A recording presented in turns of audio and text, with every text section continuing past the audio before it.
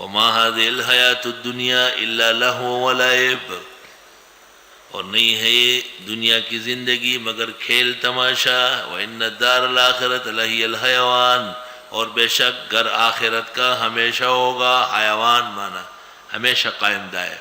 لو کانوا یعلمون، کاش کہ یہ لوگ جان لے. فَإِذَا رَكِبُوا فِي الْفُلْكِ، جس وقت یہ سوار ہو جاتے کشتی میں، دعوا اللہ، پکارتے ہیں اللہ کو، مخلصین لہ الدین، خالص ہو کر اس کے لیے عقیدے میں. فلما نجاہم الی البر، جس وقت وہ نجات دیتا ہے ان کو خشکی کی طرف، اذا ہم یشرکون، ناگہاں یہ شرک کرنے لگتے. جناب رسول اللہ صلی اللہ علیہ وسلم نے مکہ فتح کیا. آپ کعبے کے سیدھ میں بیٹھ گئے اور مشرکین سامنے بیٹھے ہوئے ہیں. آپ نے پوچھا میں تمہیں کیا سزا دوں؟ انہوں نے کہا ہم نے بڑے جرم کیے، جو چاہے دے سکتے.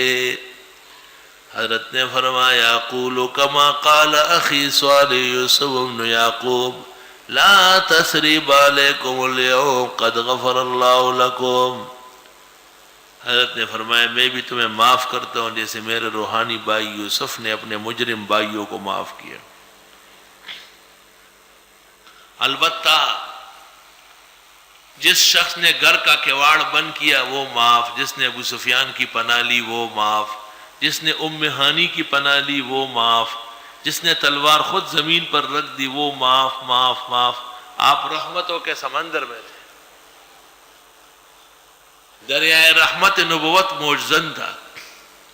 البتہ آپ نے اعلان کیا کہ ابو جہل کا بیٹا اکرمہ کہیں ہونا، اس کو پکڑے، اس کو نہیں چھوڑنا ہے. اکرمہ بھاگا، بھاگتے بھاگتے دریا کے کنارے پہنچا. کشتیبان سے کہا مجھے دور لے جاؤ، ہمارے وہ دشمن محمد صلی اللہ علیہ وسلم نے مکہ فتح کیا، میرے قتل کا حکم دیا ہے. بٹھا لیا. کشتی جب دریا کے بھنوروں میں آ گئی نا تو اس نے کہا لات منات عزا.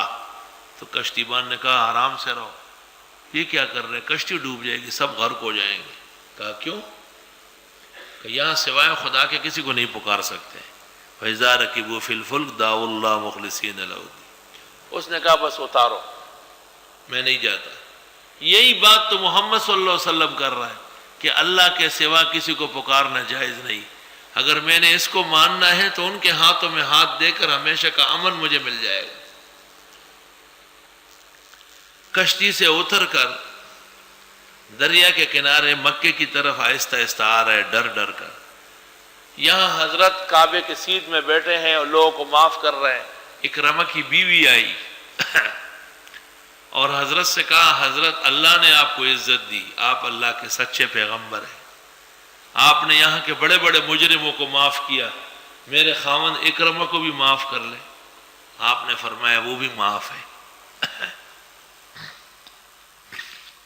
بیوی خاون کی تلاش میں نکلی، راستے میں ملاقات ہوئی. اس نے اپنا قصہ سنایا بتوں سے نفرت کا، اور بیوی نے اپنا قصہ سنایا حضرت سے معاف کرانے کا.